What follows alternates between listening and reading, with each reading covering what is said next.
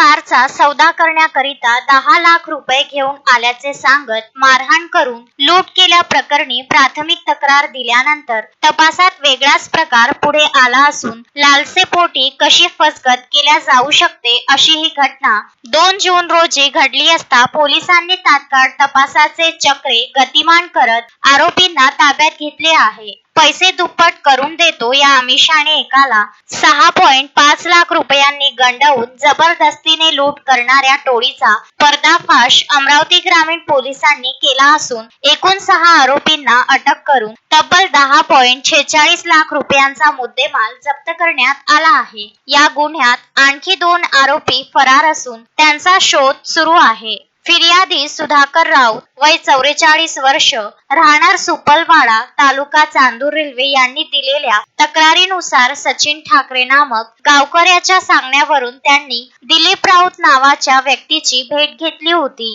त्याने पैसे दुप्पट करून देण्याचे आमिष दिले. त्यानुसार फिर्यादी 2 जून रोजी 10 लाख रुपये घेऊन परतवाडा येथे आले. त्यांनी त्यातील 3.5 लाख रुपये भावाकडे ठेवून उर्वरित 6.5 लाख रुपये घेऊन त्रिवेणी संगम मंदिर परिसरात गेले. या लुटीच्या घटनेत मुख्य आरोपी शरद ढोके यांनी अचलपूर येथील दिलीप राऊत असे भासवून सुधाकर राऊत यांच्या संपर्कात राहून त्यांना त्रिवेणी संगम जवळ बोलावून घेत 6.5 लाख रुपये दामदुप्पट करण्याच्या भूलथापा देत लूट केली. प्रत्यक्षात अचलपूरचा कुठलाच दिलीप राऊत या घटनेत समाविष्ट नव्हता.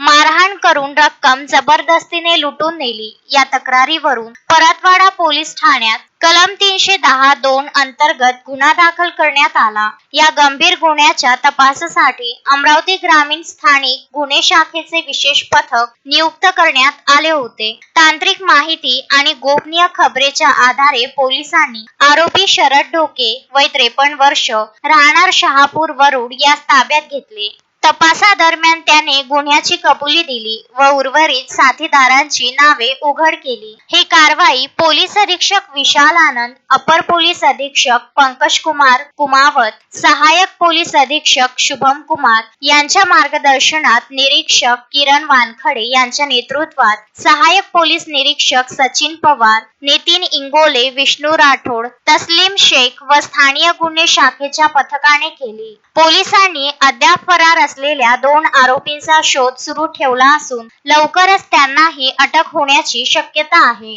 दरम्यान अन्य आरोपींना सुद्धा अटक करून गुन्हा अन्वेषण ग्रामीण अमरावती येथे प्रेस कॉन्फरन्स घेतल्याची ही माहिती समोर येत आहे. नागरिकांनी अशा पैसे दुप्पट करण्याच्या भूलथापांना बळी न पडण्याचे आवाहन पोलिसांनी केले आहे. पंकज साबू, विदर्भ न्यूज, परतवाडा.